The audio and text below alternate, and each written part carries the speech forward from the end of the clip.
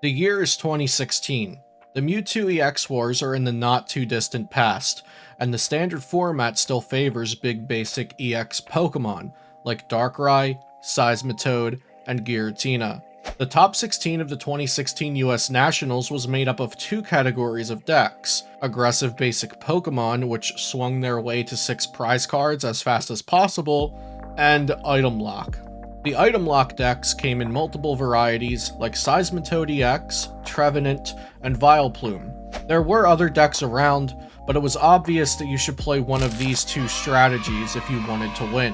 The following season, the game stayed very fast and oriented around basic Pokemon and Mega EX Pokemon. Alongside these powerful Pokemon were deck lists full of item cards to enact strategies quickly and consistently.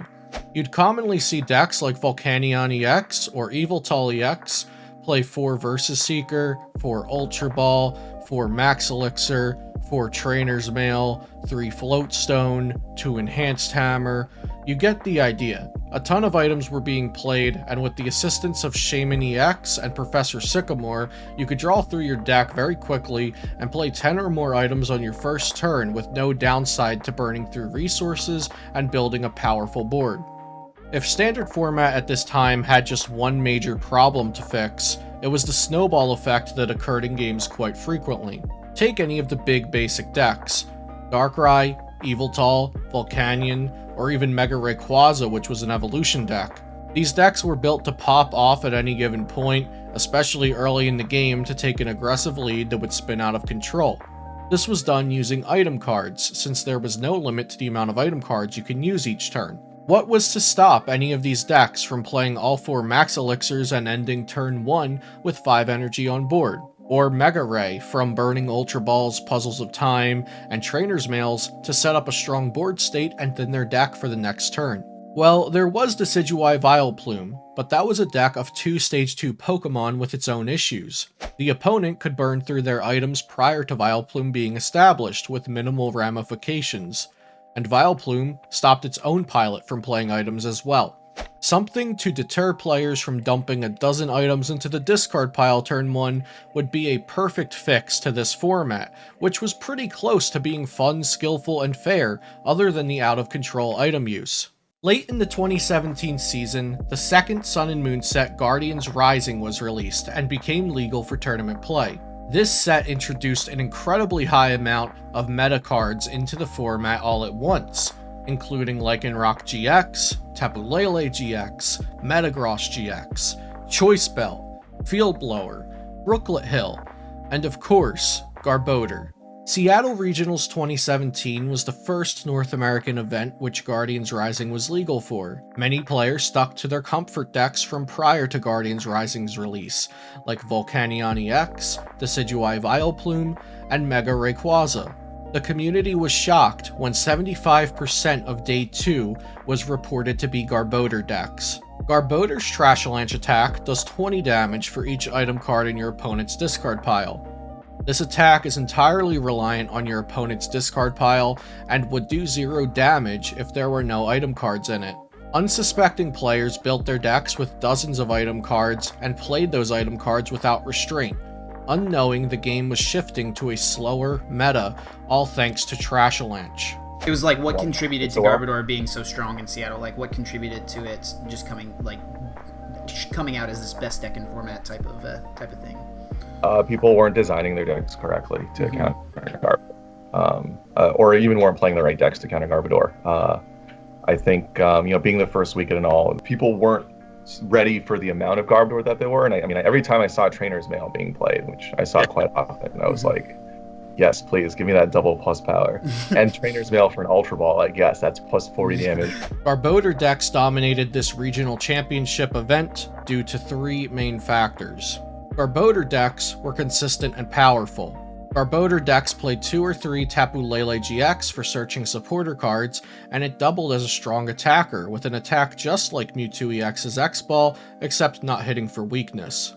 Drampa GX and Tauros GX were popular partners for Garbodor, both being strong basic Pokemon with efficient attacks. And of course, Garbodor with both the Trashalanche and Acid Spray attacks. Trashalanche was fantastic in a tournament full of item cards and players who had not practiced their Garbodor matchups correctly.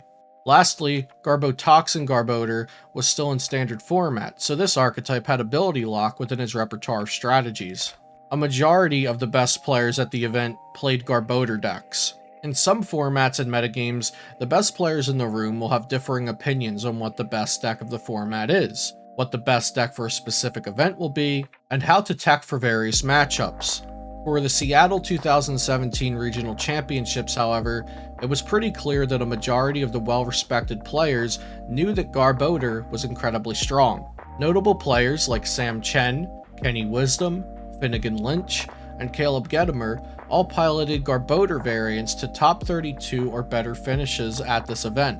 The most notable players in Day 2 who chose not to play Garbodor decks were Israel Sosa, who piloted Lapras GX to a top 8 finish, and Justin Bokhari, who piloted Decidueye Vileplume to a top 32 finish. And finally, the third factor. The general player population had not prepared for Trashalanche. The community swiftly began claiming Garbodor was a broken card. A broken card is one deemed to be overpowered compared to the majority of the other cards available. Broken was once reserved for cards that had the potential to break the game, but players now understand it to simply mean the card is very good, since the term has been diluted with overuse. Could a card which is deemed broken actually be positive for the game? The following North American event was 1 week later, and the percentage of Garbodor decks in Day 2 dropped from 75% of the Day 2 field in Seattle all the way down to 22% at the Madison Regionals just 1 week later. Players had adapted to Garbodor decks, changing the way decks were built and the strategies that were practiced. Volcanion EX, an archetype that previously aimed to have explosive turns using Max Elixir, Trainer's Mail, and plenty of other items, had gone through a noteworthy transformation to survive in the new Garbodor metagame. Azul GG piloted Volcanion EX to top 8 of Madison Regionals, with a decklist playing 0 Max Elixir and 0 Trainer's Mail, cards which would have been considered staples to the deck just 1 week prior. The rest of top 8 at this regional followed a similar deck building strategy as Azul did with Volcanion. Bikabulu was built with Garbodor decks in mind, able to set up using just a handful of items, and from there favorably trading with both Drampa GX and Garbodor. Vespiquen Zorark won the event, with another Vespiquen in top 8, and Zorark Drampa GX placed 3rd. These decks played some item cards, but since they were focused on single-prize Pokemon, Garbodor wasn't too scary, even if it could knock them out in one shot towards the endgame. Only one Garbodor deck made it into top 8, finishing 4th. This was the Espeon GX variant of the deck, which was more favored into Garbodor mirror matches compared to the Drampa GX variant. Continuing through to the North American International Championships and then the World Championships for the season, the game was considered to be very strategic and fair, favoring the better players and the more intuitive deck builders. Whether it was a carefully devised plan to insert Garbodor's Trashalanche attack into the standard format, or it was a happy coincidence that someone designed this card exactly when we needed it the most, we may never know.